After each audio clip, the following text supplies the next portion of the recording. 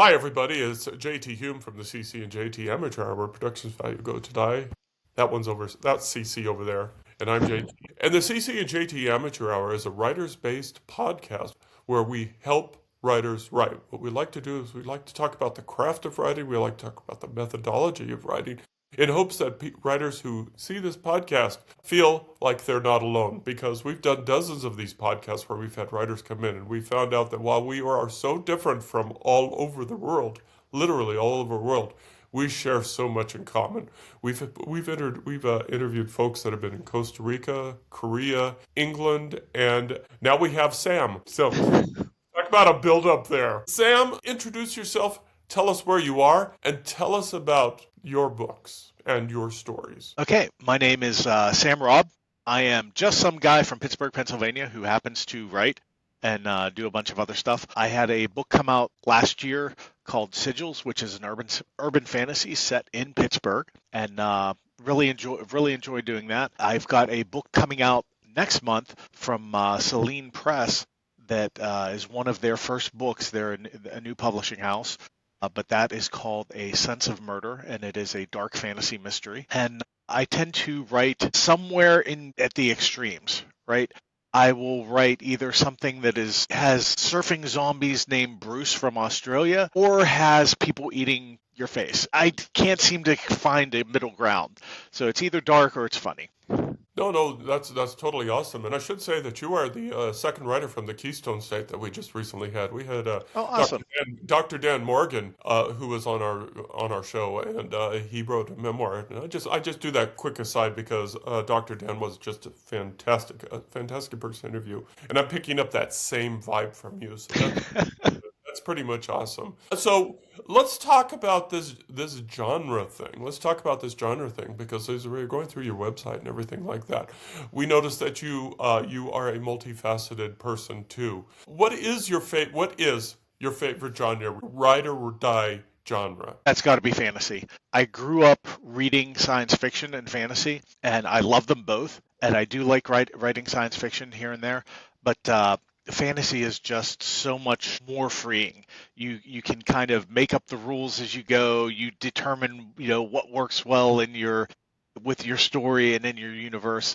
And nobody's going to come and tell you magic doesn't work that way. Well, somebody will eventually, sooner or later. Somebody will, but for the most part, they don't. So you mentioned setting one of the stories in Pittsburgh, and I like to set stories in my hometown as well. Is there something in particular about your area that you felt the story fit into well, or was it just that sense of familiarity in knowing your surroundings? A little bit of both, but the story really fits into Pittsburgh well, I think, because Pittsburgh is it's an odd city. Geographically, it's very different.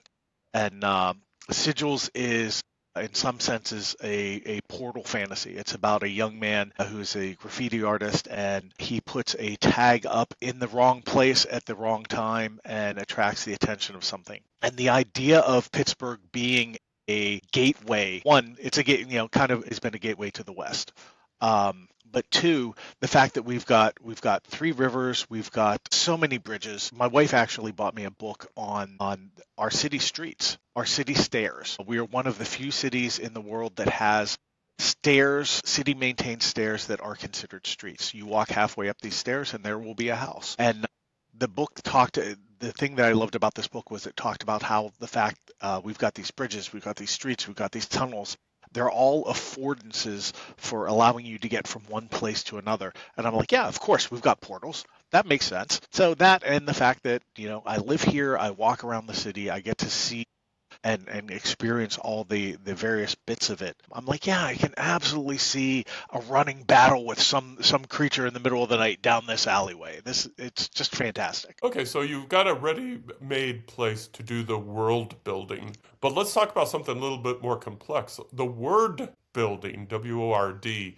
Now, with fantasy, you said that you have pretty much free license to build your world and do your magic and everything like that. But with it comes, I don't want to say responsibility, but it certainly is the challenge of names, spells, etc., etc., etc., places, Yeah. basically nouns. How do you build and, more importantly, keep track of the unique nouns that are in your work. Write everything down. I actually have, for both my novels, I have a separate, kind of an ideas, snippets, and a World Bible project that I keep going. And I try to write everything down. If I come up with or brainstorm an idea, I will go back and walk through it and, put my notes, did I try this? No, that didn't work. Let's try this term. One of the things that is kind of nice about Pittsburgh, again, like I said, it's the gateway to the West. We had a lot of people coming through here, a lot of people settling here. If I need an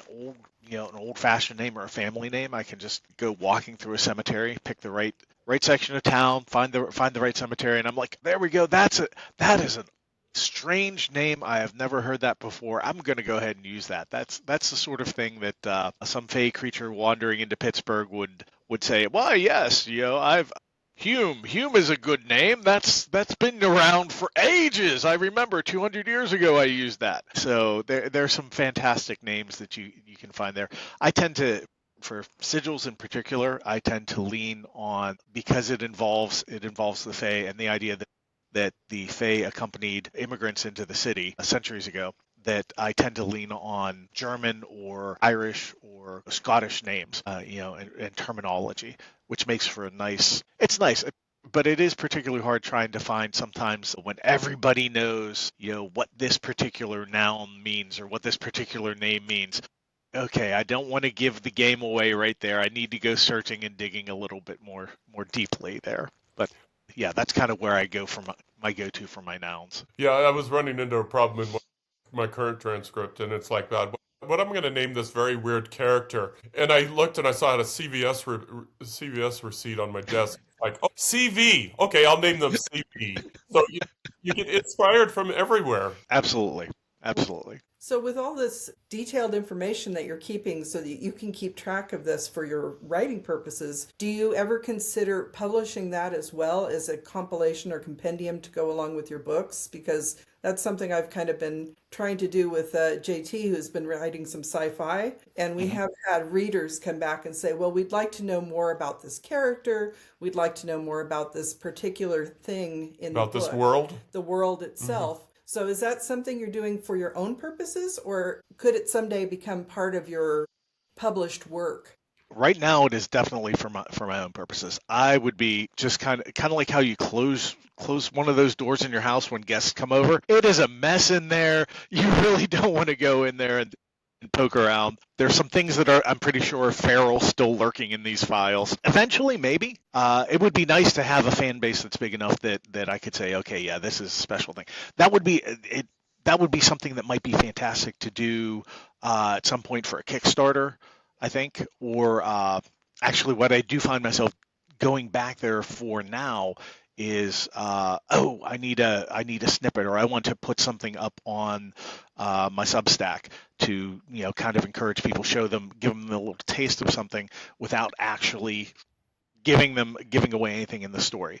So it's nice sometimes to be able to go and find those little bits that I tried writing and it didn't quite fit. That happy birthday party with a unicorn turned out a lot more violent than I wanted it to. I'll put that aside for now. But yeah, that could be a cool little snippet to entice people to come check things out. Yeah, if you give maps and everything like that, but it's just so complex. But let's step out on the real world, because one way that we know you is not as a writer, but also as an advocate for writers. You support writers in your day-to-day life. What does that feel? How does that feel for you? Do you feel like a sense of pride when you see somebody become successful and say, hey, I was a part of that, or, a small part of that? That is probably one of the best feelings in the world. I love helping people, period. I really enjoy it, whatever aspect of my life you're talking about, whether it's professionally or writing or just in day-to-day life. Being able to help someone else who's a writer, give them a little bit of advice, give them a hint on how to go is, and then watching them when they hit their stride and they really start cranking, and they're coming to. I run a website called Team and More, and that's list of open calls for people who want to get started writing. Themed open calls, for anthologies, they generally don't pay tremendously well, but they're a great place to practice your craft, to learn your skills, and learn how to write short and be nice and compact. And watching some folks that have come into that and ask questions, and then see them celebrate when they get their first sale, or when they get their second sale. And now it's been around for long enough that we're starting to see people that are transitioning to getting their first novel sale. That is just fantastic. That I was able to help someone with that is an unbelievably tremendously good feeling. And actually, I was fascinated by that. I was looking at your website a little earlier and was looking at that team and more. And I love that concept that you're an up and coming artist who hasn't quite made a name literally for yourselves yet. You're the and more and other et al. Type of thing. But this also brings up the point that about short stories going into anthologies. And you write both stories and novels, from what I can see. What is the difference between those two formats? Because it can be a very different process. Oh, it is. It is. Short stories. I do PR and marketing with a small press called Raconteur Press. And we have an author from England, but who writes under the name of Mallory. And he's done a lot of novel work and started writing short stories with us for some of our anthology calls, and has commented on how much that has helped him to improve his craft, just because it's an entirely different set of constraints. The pacing is different. Your language choices tend to be different because you're writing short. You've got that 8,000 word story, and it's got to be 7,000 words, and now you've got to find one word in 8 that you can cut and get rid of. It can be very, very interesting to try and figure out not only how you want that story to go, but you've got this idea of like, okay, I want to get from point A to point B, and right now it's a 3-day road trip, and I need to turn that into a one night barrel through the territory. You learn to leave a lot of hints and drop. I think it was Robert Heinlein who said that you start off your book with the door dilated open, and you don't need to explain why it dilated or how it dilated, the mechanism. You just, okay, you're in a science fiction world now. Doors dilate. Just go with it, run with it. You learn to do some of that. You learn to put a lot of emphasis on short words or single words to help characterize the characters in your story, because you don't have a lot of time or even a lot of room to make that happen. It's very different from writing a novel, where I'm much more worried about pace in a novel. I can speed things up, I can slow things down, I can rearrange things. You're right. This would go a little bit better at the beginning of the story. I've got 5 scenes in a short story. I can't really do that much rearranging. Yeah, because we were talking about your craft before the podcast, and that's what stood out to us. I'm glad CC asked that question, because it seems like a short story is harder to write than a novel. We couldn't do it because we just blah blah blah. We're Irish, every word, one word has to be 10 words. So how does your mind make that tiny switch? It doesn't. I'll be honest. Most of my short stories end up, when I'm done with them, end up being short novellas, like 12,000, 13,000 words, and then I have to go in and I have learned to be ruthless when I cut things. Occasionally I'll look at it and I'll be like, no, I can't do this. I can't make this happen. So I'm like, okay, I got a novella for eventually when I publish a collection. But a lot of times the story itself will get away from me, and I'm having fun, and I want to explore these characters, and I want to go down this little tangent, and I have to come back and do a lot of cleanup. I think there's only once that I sat down and I banged out this story, and I'm like, start to end, I knew exactly how I wanted it to go. I finished writing it. I'm like, I'm going to have to go back and cut, and it was 1,000 words short. I ended up having to go back in and that's the one time I actually had to go back in and fluff it up a little bit. That's fascinating because, like JT said, the two of us have a real struggle with that. But speaking of struggling, you mentioned something else that most of the writers that we've talked to have had issues with it, and that's marketing. So you're working in the marketing kind of portion of publishing. Do you have any really simple tips to help new writers figure out how to market what they're writing? Oh boy, that's like an hour right there.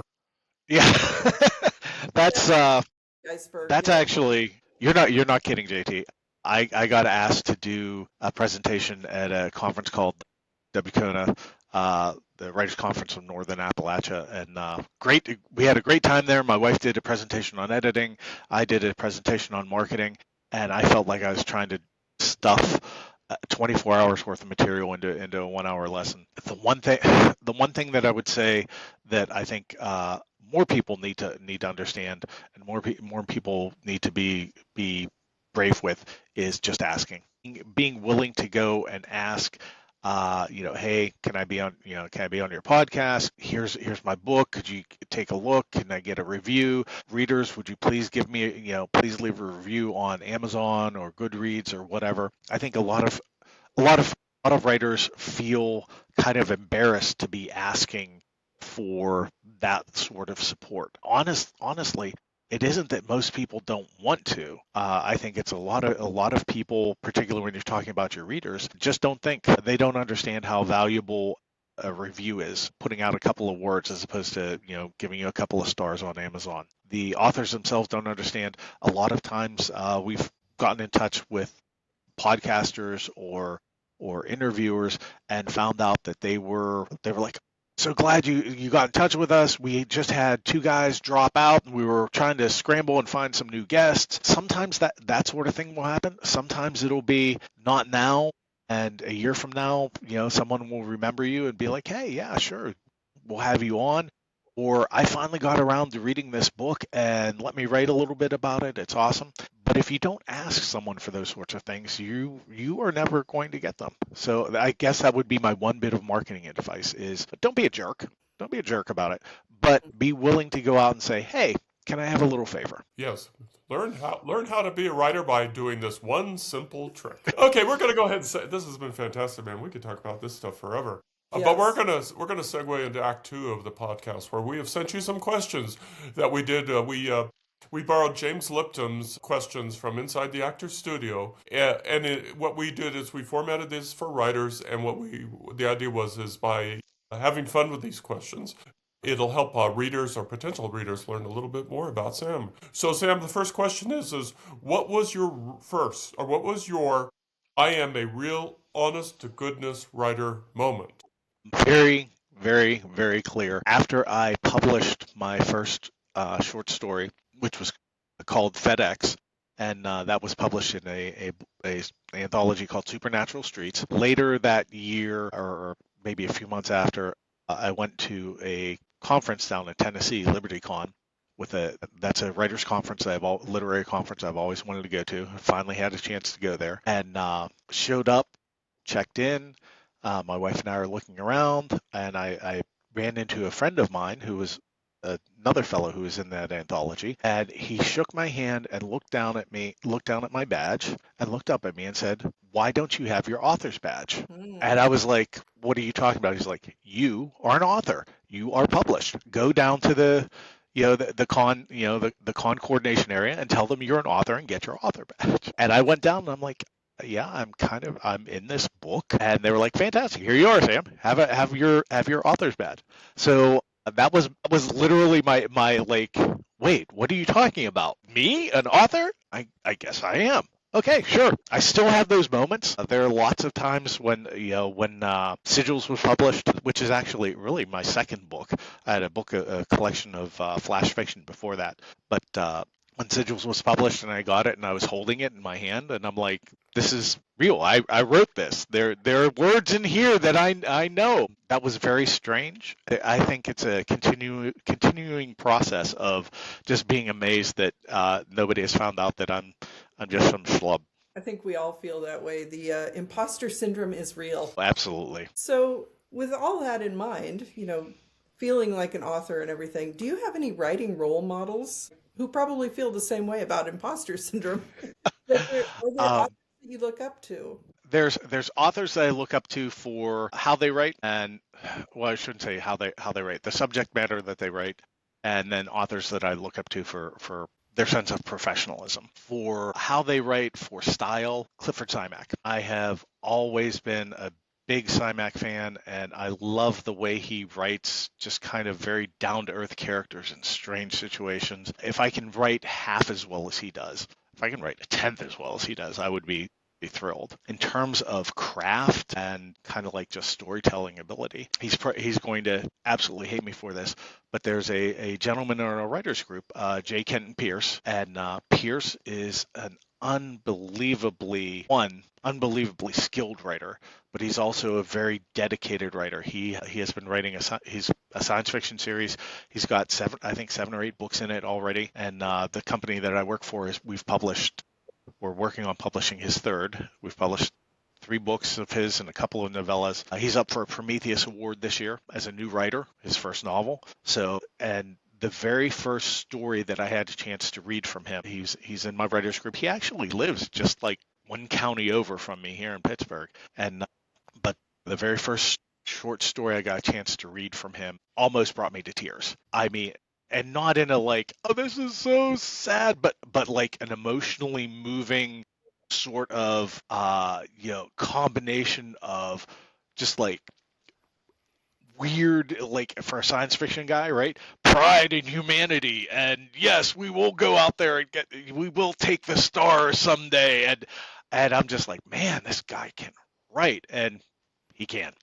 But honestly, the way he comes at it, the way he is methodical and very, very careful about planning out his stories and his world, it's an inspiration to me. I tend to be a little more slapdash. We talked about the feral things lurking in the files. Just the knowing that you can sit down and plot out something that long and that big really inspires me to think, yeah, if Pierce can do it, I can do it. I know I can. I just need to take better notes. That word, slapdash. Yes, that's a great word. Great word. So it just, every word that you're saying, your love for writing comes through. But we're going to put you on the spot now. What do you absolutely love about writing? This sounds weird for someone who's a writer. I love editing. I really do. Because that means that everything's done. And I finally finished the book. Or finish the story or whatever. But the best, I think the most fun, the best thing I have about editing, or that I enjoy most about editing is, if I change this here, then now I'm foreshadowing something that's going to happen 7 chapters later, and and I cackle because I'm like, everybody's going to think that I'm this genius that had this all plotted out. No, I was rereading what I wrote, and I'm like, I can do this and make it happen. So that sort of editing, kind of taking things and tightening it up and dropping in those little clues or putting in those Easter eggs, that's a lot of fun.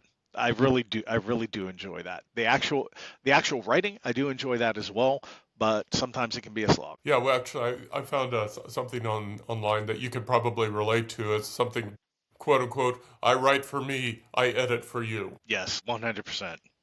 And it's funny that you should pick editing as one of your favorite parts of writing, because a lot of the people that we've talked to have said that they actually dread that part. So with that being one of your favorite parts, what do you dread about writing? I am working on the sequel to Sigils right now, and I've got probably 90% of it done. And I've got maybe 16, 17 scenes that I need to do, and this scene right here has to work this way, and it has to accomplish this and move the plot forward that way, and so on and so forth. All these little bits, and that to me is just like, some of them I don't want to write. I can't really explain. It's not that it's like they're even going to be difficult. Some of them are very, very calm, very kind of pastoral, sort of slow down the tension a little bit sort of pieces, and others are very exciting. And I think what I dread about that is I start second guessing myself. Do I really need this? Is this supposed to be here? Am I doing this? And it doesn't help that the book I have coming out next month, A Sense of Murder, there was one point where I'm like, nah, I don't like this right here. That's 3 extra chapters. It slows things down. I don't think it's really good. This kind of fight in the middle with these 3, I'll just skip over that. And then I get notes back from the editor.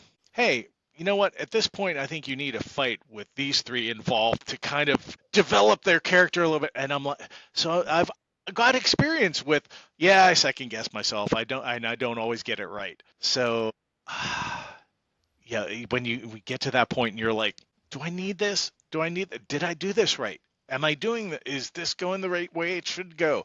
Or do I need to go back and revamp everything? And I have to keep reminding myself, when I get it done, I'll be able to edit. And once I'm able to edit and look at the whole thing, then I'll know exactly how it all works together and what I can cut and what I can leave. But it is it's kind of like walking out on a bridge that's a little bit swaying and scary, and you're almost to the end, and you take a step, and the board breaks underneath you, and you're like, do I want to keep going? Okay. Oh, that's Oh. so relatable. Yep, so relatable. As a matter of fact, that exact scene is in one of my current drafts right now at the editors. Crossing a bridge and the board breaks under you. So you nailed that. Significant life experience affects your writing, good or bad? Good and bad. I will say this. This is not even hard for me. Coming up to close to 10 years ago, I quit nicotine. I used to chew tobacco, and I was like, oh, no. Yeah, I finally reached the point where I was just tired and disgusted with myself, and I wanted to quit. My wife helped me find a group of guys online, ktc.org, Kill the Can. I found some support there and some guys that knew what I was going through, and very outstanding. If I'll recommend it for anybody that's in that situation. But one of the things that I found out was you do end up with a lot of nervous energy, especially those first couple of years. So what I would do was we've got just outside of our office down at work, we've got trails along the river in Pittsburgh, and I would get to the point where I was just feeling antsy and I wanted to scream at the world, and I hated life. Go out and I would go for a walk, and mostly that was just to burn off the energy. But sometimes it was literally like, what I really want to do is run down to the convenience store, and I can't do that, so I'm going to go for a walk, and I'm going to go for a walk in the opposite direction. So if I change my mind, I have to walk twice as far. Which worked. It worked very well. But one of the things that developed in me was a habit for wanting to get out and move and go for a walk. And I find that a lot of times, now when I'm having trouble with my writing, or I'm getting frustrated with it, whatever, my wife will look at me and she'll go, "When was the last time you went for a walk?" 3 days ago. You need to go for a walk. You need to get up, get out, get moving. And I find that it takes me about a mile for whatever it is I'm thinking to kind of filter out of my brain, and then another mile of just kind of like enjoying it. And once I hit that third mile, I'm like, you know what? I could throw this at them and then have the, and I actually put I put a recording app on my phone so that I can just record, pick it up and start recording things and have little notes to myself as I walk, because honestly, I come up with some good ideas then. Come up with some stinkers too, but it has changed how I relax and how I take care of myself and how I work. So I really appreciate that. She's laughing here. He did that yesterday. I did He went that, for a yes. long walk because he was having problems figuring out what to do with his book. Doesn't that work? It's just you get out and you start moving, and there's a connection between your body and your brain, and I'm convinced that we need that in order to make everything work. It's so true. So you talk a lot about your wife and going back and forth. Obviously, we work together, and one of our kids, actually two of our kids, are also writers. So Awesome. Would you recommend the writing life to a loved one, and why or why not? Yes, 100% would recommend the writing life, with the caveat that the writing life is very different from the publishing life. Writing is tremendous fun. Even before I was interested in publishing anything, I did a lot of writing. I would have ideas and I would sit down, and I had a blog, and I would just throw something up on the blog and a little snippet here and there. Enjoy role-playing games. Tabletop role-playing games. I've got a couple of groups that I've played with over the years, and I love taking notes, and then like at the end of it writing up, hey, this is what happened, or writing this scene or whatever. It's I've got a group right now. I do that. We've got somebody else that enjoys playing around with AI video production, and they're using it to like create models for the characters and direct them and create little video snippets of us during our adventures. So, I mean, there's some cool stuff you can do just if you enjoy telling stories. And I think the writing life is just not being afraid to put that down. The publishing life is a lot harder because you've got to not only put it down, you have to actually tell a good story. You have to learn how to edit. You have to learn how to, that horrible M word that you mentioned earlier, market yourself. All of that is very difficult. And I think you really need to ask yourself sometimes, is this worth it? Do I want to spend the time doing this? For a lot of people, the answer is yes, it's worth it. They like sharing, not only telling stories, but they like sharing their stories, and they want to entertain people. And I think as long as you go into that with the proper understanding, right, that the vast majority of authors have been secondarily authors. Their primary job has been something else. They put bread on the table for some other mechanism, some other job. And then the writing is something that they do. It's not a hobby, but it's the second job and something that they do out of passion and a love for it more than out of like, oh, this is going to allow me to live my life the way I want. Excellent. That's Very so good true. point. Very good point. Because Yeah. that was what we used to do before we retired. It was a secondary thing, not a secondary income, but Mm-hmm. So, last question, and I'm wondering if the word Steelers or Pirates are going to come into this last question.